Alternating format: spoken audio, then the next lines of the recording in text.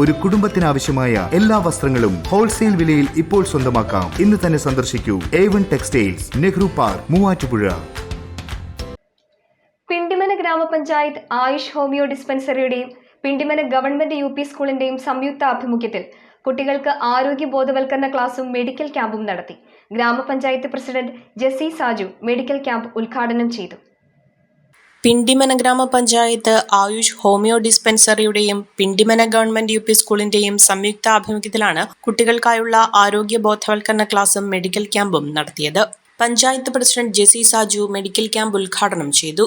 നമ്മളൊരു മുൻ വലിയ കസേരയിൽ ഇരിക്കുകയാണെങ്കിൽ പോലും നമ്മൾ താഴെ ഇരിക്കുന്ന ആളുകൾ ന്യായമായ ഒരു കാര്യമാണ് നമ്മളോട് പറയുന്നതെങ്കിൽ അത് മനസ്സിലാക്കുവാനുള്ള ഒരു മാനസിക അവസ്ഥ നമുക്ക് ഉണ്ടാക്കിയെടുക്കുവാനായിട്ട് സാധിക്കും.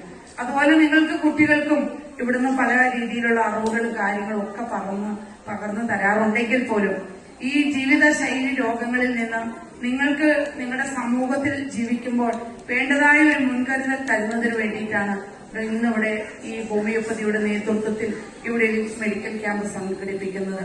വാർഡ് മെമ്പർ ലത ഷാജി ചടങ്ങിൽ അധ്യക്ഷത വഹിച്ചു. തൃപ്പൂണിത്തറ ഹോമിയോ ഡിസ്പെൻസറിയിലെ ഡോക്ടർ മേരി ഡയാന കുട്ടികൾക്ക് ആരോഗ്യ സംരക്ഷണം, വ്യായാമം, വ്യക്തി ശുചിത്വം എന്നീ വിഷയങ്ങളെ ആസ്പദമാക്കി ക്ലാസ് എടുത്തു.